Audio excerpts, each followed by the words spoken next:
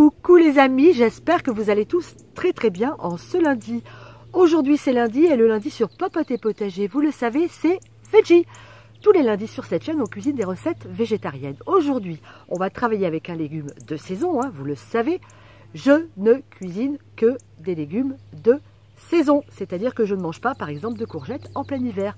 Mais par contre, en ce moment, c'est la saison, je suis donc au potager. Je suis venue faire mon marché, récolter quelques courgettes pour pouvoir réaliser la recette d'aujourd'hui. Cette recette, elle m'a été donnée par une abonnée, je la remercie. On va se faire un flan de courgettes ou un pâté de courgettes, on l'appelle comme on veut. Vous allez voir, c'est une recette facile à faire, on va la réaliser ensemble tout de suite. Je finis de récolter mes courgettes et on file en cuisine. Les courgettes, c'est fait. Avant de repartir en cuisine, j'ai failli oublier de ramasser aussi dans mon jardin quelques échalotes et du basilic. Il fait un temps magnifique, regardez-moi ça. Il fait déjà très chaud et pourtant je peux vous garantir qu'il est tôt le matin. Allez, je file ramasser quelques échalotes.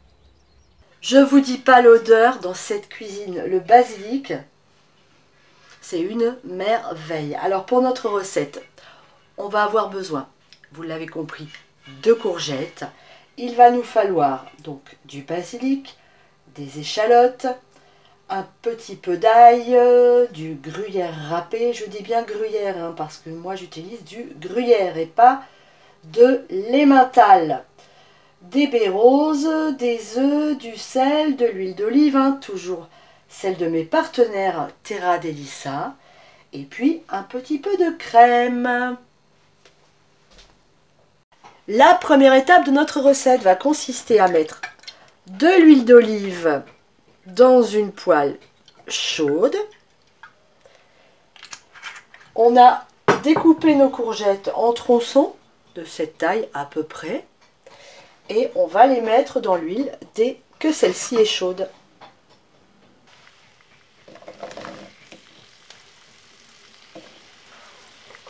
On vient ajouter ensuite nos échalotes grossièrement hachées.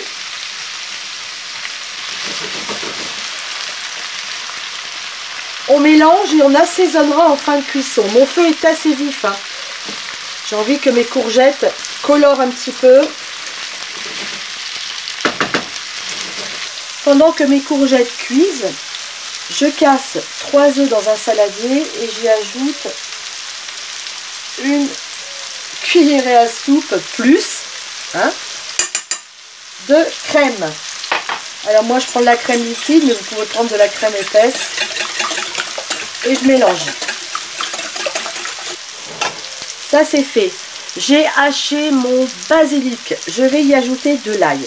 Alors dans la recette, elle me met une tête d'ail. Ça me paraît énorme. Mais moi je vais déjà mettre une énorme cuillerée à café de ma purée d'ail maison et je vais en ajouter une deuxième et je pense que ça devrait quand même faire le job.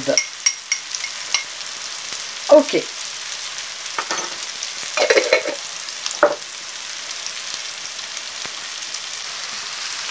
Mes courgettes sont parfaites, j'y ajoute ma petite mixture de basilic et d'ail. Alors le basilic, vous avez vu, j'en avais un bol complet une fois haché, on ne lésine pas. Il faut que ça ait du goût. Ça c'est fait. Et maintenant on va assaisonner. Alors on va saler, bien entendu. Et moi je ne vais pas mettre de poivre, je vais mettre des baies roses parce que j'adore le goût de la baie rose. Ça parfume magnifiquement les plats. Allez, quelques baies roses là-dedans. Et on va remélanger. C'est parti. On arrive à la fin de notre préparation. Nos courgettes sont prêtes.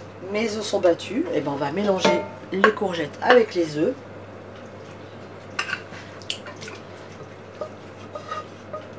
On va ajouter le gruyère râpé. Et on va mélanger tout ça. Le four, lui, il est en train de préchauffer à 180 degrés. j'ai beurré mon moule à cake et j'y verse ma préparation.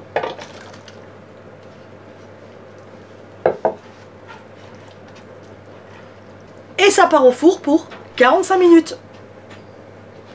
Voici notre terrine à la sortie du four. Regardez cet aspect, c'est super joli. Alors, je l'avais couvert d'un papier aluminium à 20 minutes de cuisson parce que je trouvais que ça noircissait assez vite. Mais je vous l'ai déjà dit, moi j'ai un four qui est quand même assez puissant, il faut que je fasse très attention. Oh là là, on va la laisser refroidir un petit peu quand même avant de la démouler. Mais c'est très très joli. J'ai vraiment de la peine avec mon four. C'est une cata, il est vraiment trop fort. Du coup, ma terrine a collé au cul. J'ai eu un mal fou à la démouler, on va pas se le cacher. Donc, premier essai de démoulage, bonjour. Donc, j'ai carrément coupé une première tranche pour pouvoir ensuite passer ma spatule en dessous et soulever la terrine par le dessous. Voilà, j'ai réussi à la sortir. Bon, on est entre nous, il manque un morceau, mais bon, c'est pas grave. Mais c'est vrai que mon four est vraiment chiant pour ça. Voilà donc notre terrine. Alors évidemment, on va la décorer avec des petites fleurs. Il y a des fleurs au jardin en ce moment. Un petit peu de courgettes crues, un petit peu de basilic. Ça donne quelque chose de super joli. Et puis nous, on va quand même la déguster. Alors ce qui est marrant, c'est que ça a quand même un peu caramélisé. Pourtant, il n'y a pas de sucre, pas de... C'est marrant. Je goûte.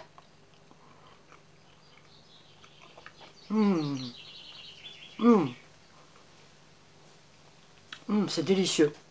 C'est super bon. Ah, j'ai eu un petit peu de doute quand même hein, quand j'ai vu le... Mais donc bien sûr, hein, je ne vous l'ai pas dit, mais c'est la première fois que je la fais. On m'a envoyé la recette. Et comme j'adore faire des recettes comme ça, genre de crash test en direct avec vous, bah là franchement, mis à part le démoulage qui a été galère, mais je sais ce que je ferai la prochaine fois. Au fond du moule, je mettrai une feuille de papier sulfurisé. Comme ça, ça collera pas. C'est hyper bon. Génial. Délicieux. Cette terrine, elle se mange tiède ou froide. Voilà les amis. Et ben on se retrouve très très vite. Je vous ai préparé une magnifique vidéo hors les murs, ni en cuisine, ni au jardin. Je vous laisse la surprise de la découvrir très très bientôt. Gros bisous. Ciao.